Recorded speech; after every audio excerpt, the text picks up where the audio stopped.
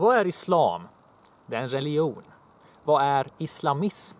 Det är politisk islam. Det är när man vill införa sharia-lagar i ett samhälle. Vad är då skillnaden mellan en muslim och en islamist? En muslim kan vara en helt vanlig, fredlig, sekulärt troende människa, precis som vilken kristen som helst. En islamist däremot är troende och engagerar sig politiskt för att skapa ett samhälle där man förtrycker kvinnor, homosexuella och icke-troende. Den svenska allmänheten förstår inte skillnaden på de här begreppen. Jag har sett naiva, vänstervridna svenskar säga: alla har rätt till sin religion, vi måste respektera islamism. Det de egentligen menar är islam, inte islamism. De här dumma jävlarna vet inte ens vad det är de står upp för. De bara blint försvarar människor för att de råkar ha brun hudfärg. Varför skulle du vilja säga att vi ska vara toleranta mot människor som kommer hit för att införa sharia-lagar? Det finns även människor som säger vi måste respektera islam och sen drar de ingen skiljelinje mellan politisk islam och sekulär islam. Även det är okunnigt. Här är en fråga. Tycker du att svenska medborgare borde få åka ner till Syrien på semester för att våldta kvinnor, halshugga män och begrava barn levande och sen komma tillbaka till Sverige och inte få sona för sina brott överhuvudtaget? Istället får de bullar, kaffe och en snuttefilt och terapi för de stackars jihadisterna kanske mår lite dåligt. Eller tycker du att det borde vara olagligt och faktiskt innebära någon slags konsekvenser? Tycker du det borde införas en ny terrorlagstiftning som det har gjorts i andra länder i Europa? Det var frågan som togs upp i säsongens första avsnitt av SVT Debatt som sändes för någon vecka sedan. Och en av deltagarna var Rashid Musa, ordförande för Sveriges unga muslimer. Han fick frågan: tar du avstånd från dem som åker ner till Syrien för att kriga med ISIS? Och vad var hans svar? Den frågan är islamofobisk. Sen vägrade han svara ja eller nej på frågan. Istället så sa han att han är emot all terrorism. Men detta först efter att han hade förklarat att det inte finns någon skillnad på ISIS och Israels försvarsmakt. Han verkar tycka att det som ISIS gör inte är så mycket annorlunda från människorna som krigade mot nazisterna under andra världskriget. Krig är krig, ungefär. Och han tycker att det är stigmatisering av muslimer att ha hårdare lagstiftning mot människor som vill åka utomlands för att halshugga barn. Det han inte verkar ha fattat är att helt vanliga muslimer tycker inte det är okej att halshugga barn. De tycker inte det är okej att halshugga någon av religiösa skäl. De är inte särskilt kåta på mord överhuvudtaget. Så nej, det är inte stigmatiserande av muslimer. Det är stigmatiserande av terrorister.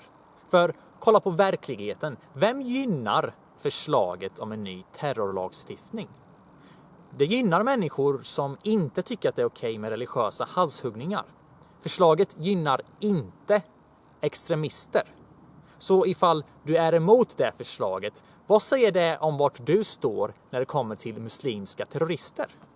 När Rashid sitter i tv och påstår att imamer inte har något ansvar överhuvudtaget när det kommer till sina anhängare, så gör han knappast reklam för islam. Han gnäller jämt om islamofobi, men det är just idioter som han som skapar islamofobin. Motargumentet mot terrorlagstiftningen är att det skulle förstöra muslimernas rykte. Fast det hade ju inte det, eller hur? Det hade ju snarare förbättrat muslimernas rykte. För då hade muslimerna fått visa att de är lika äcklade av detta som alla andra. Vem är det som protesterar högst mot det som pågår i Syrien? Det är Folkpartiet och Sverigedemokraterna. Jag har inte sett några muslimska organisationer göra det. Snarare tvärtom. De fördömer försöken att straffa extremisterna. Jag följer en kvinna som heter Hanna Gadban på Twitter och Facebook. Hon är en feministisk muslim som regelbundet skriver om det islamistiska hotet. Kolla upp henne, jag tycker att hon är väldigt bra. Hon skrev ett blogginlägg där hon kritiserar en insändare. Hon skriver: i SvD Brännpunkten den 18/8 och 26/8 kritiserar Zacharias Zohir Folkpartiets förslag som går ut på att kriminalisera terrorträning utomlands. I Aftonbladet 26/8 skriver 2 representanter för Muslimska mänskliga rättighetskommittén att en terrorlag kan stigmatisera Sveriges muslimer. Jag undrar vilka muslimer dessa debattörer representerar. Det är en väldigt bra fråga, tycker jag. Jag tycker det är obehagligt att någon kan skriva den där sortens inlägg i en stor svensk mainstream-tidning och komma undan med det. För ingen muslim jag känner har ett problem med Folkpartiets förslag. För de är inte extremister. De hade aldrig någonsin kommit på tanken att åka utomlands för att mörda. Så man kan ju undra vad det här är för slags organisationer egentligen som utger sig föra talan för Sveriges muslimer. En vanlig sekulär muslim har ingenting emot att folk kritiserar jihadister, islamister och fundamentalister. Alltså är slutsatsen följande: ifall en muslim tar illa upp av att en politiker försöker göra saker för att bekämpa extremism, då är den muslimen inte sekulär. Då är den muslimen någon man borde hålla koll på. För extremister ser inte ut som extremister. Självmordsbombaren som sprängde sig själv i Stockholm, han var inte klädd i någon arabisk jävla gubbklänning. Han hade kostym och såg respektabel och integrerad ut. Man kan inte gå efter hur folk ser ut. Man måste lyssna på vad det är de säger. De fega vita svenskarna vill gärna låtsas som att alla anspelningar på att det skulle finnas militanta islamister i Sverige bara är rasistisk paranoia. Jag hade kunnat stå här och hitta på en massa svordomar, men det finns inga ord som är tillräckliga för att beskriva hur mycket deras patetiska feghet sviker det svenska samhällets utveckling. Det var en somalisk journalist som avslöjade att Al-Shabaab rekryterade folk i en svensk förort. Men Sveriges Radio ville inte sända hennes reportage för att det var för känsligt. Förkrossad över hur Sveriges media fungerar så bestämde hon sig för att flytta hem till Somalien igen. Hon tyckte nämligen att det var säkrare att bo i Mogadishu än i Rinkeby. Socialdemokraterna samarbetar med islamister. Kolla i videobeskrivningen så får du en länk. Moderaternas riksdagsman som sitter i försvarsutskottet är också företrädare för Muslimska brödraskapet. Du vet den här organisationen som vill införa sharia-lagar världen över? De. Om du vill se en intervju där den här fundamentalisten slänger ur sig en massa dum skit så kan du bara klicka där. Den människan sitter i vår riksdag. Innan riksdagsvalet i år så var det en islamistisk organisation som uppmanade folk att inte rösta. De delade ut flygblad i Rinkeby som förklarade hur det strider mot islam att delta i västerländska val. För det innebär acceptans av demokratin och dess värderingar, såsom sekularism och jämställdhet. Då undrar man ju, vad gör de här människorna i Sverige ens till att börja med? Varför dyker de upp här? Den här organisationen är faktiskt förbjuden i flera länder i Mellanöstern. Och ifall en religiös organisation är förbjuden i Mellanöstern, då tycker jag det säger en hel del om hur illa det är. Det finns fundamentalister i Sverige och det finns militanta islamister. Och de militanta islamisterna är ett större hot mot det svenska samhället än vad nazisterna är. Det är ett faktum. Det är vad Säpo själva har kommit ut med. Men ändå så pratar man allra minst om det islamistiska hotet. Jag undrar varför. Sekulära muslimer tjänar inte på människor som Erik Ullenhag eller Mona Sahlin eller någon i Feministiskt initiativ eller Vänsterpartiet eller Miljöpartiet. De här politikerna är de största islamofoberna av alla.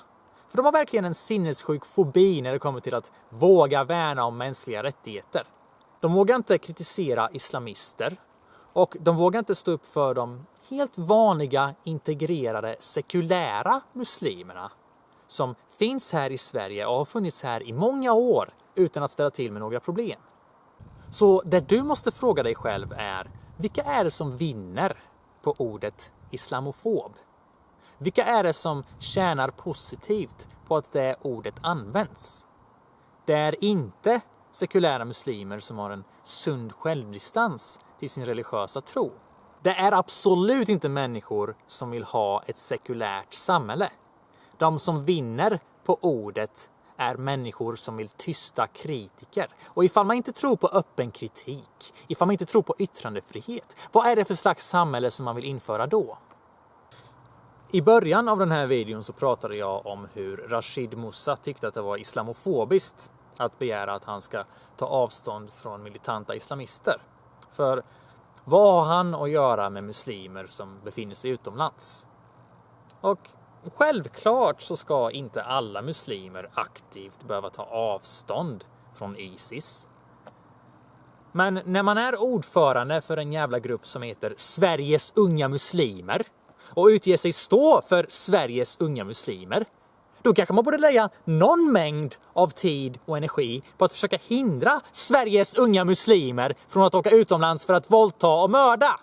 På deras hemsida så kan man läsa: det är viktigt att våra medlemmar känner sig trygga i sin svenska muslimska identitet. I vårt samhälle sprids det idag mycket felaktigheter och fördomar om islam och muslimer som leder till hat och fientlighet. Ja, och de fördomarna är på grund av idioter som dig. SUM jobbar därför med att sprida korrekt information och kunskap om islam till såväl muslimer som icke-muslimer. Vi främjar också mångfaldstänkandet bland ungdomar och arbetar mot extremism i alla dess former. Det var intressant, för det var ju fan inte den bilden han gav på debatt, eller hur?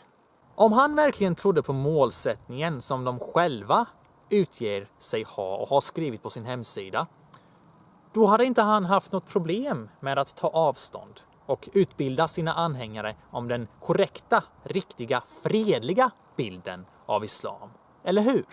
Speciellt när ungefär 200 svenska medborgare från svenska förorter har åkt ner till Syrien för att delta i den värsta massakern i modern tid. Självklart så ska inte alla muslimer aktivt behöva ta avstånd från vad ISIS gör. Men ifall man är en andlig ledare som jobbar nära många ungdomar som åker ner dit, då har man ett särskilt ansvar, ja det har man.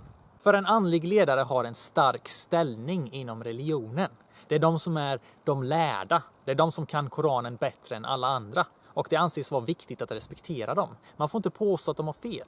Så med tanke på just deras maktposition är det verkligen så absurt att begära att islams andliga ledare ska ta lite jävla ansvar. De gjorde det i Tyskland nyligen. Varför kan de inte göra det i Sverige? När man snackar om sånt här så säger svenskarna: men alla muslimer är inte extrema. De flesta muslimer är jättesnälla.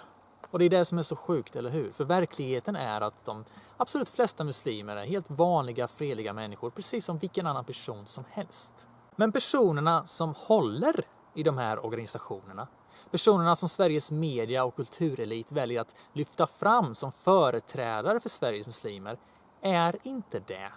De är oftast radikala och lättkränkta.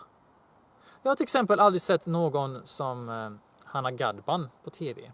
Och den sortens röster borde höras mycket oftare.